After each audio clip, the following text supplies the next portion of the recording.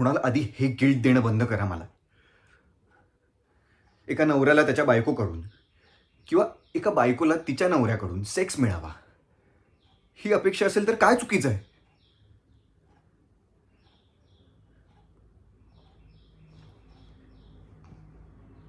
मग 6 महिने झाले आपल्या लग्नाला.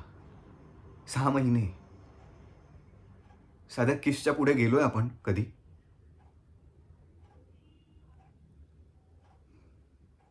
नाही, तुझं प्रेम नाही असं नाही म्हणायचंय मला. पण तुला काय वाटतं? प्रेम काय फक्त मेंटली असतं का? अरे पण काय? काय अरे पण? सेक्सचा तर तू इतका मोठा बाऊ करून ठेवलायस ना, हल्ली मला प्रश्न पडायला लागलाय. आपलं खरोखर लग्न झालंय का? तू खरंच बायको आहेस माझी?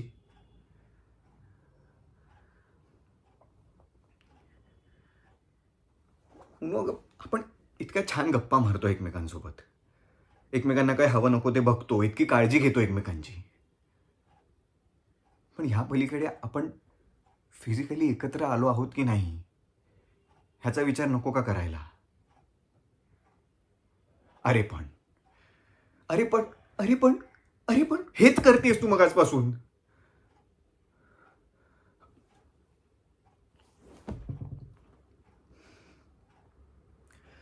I am sorry.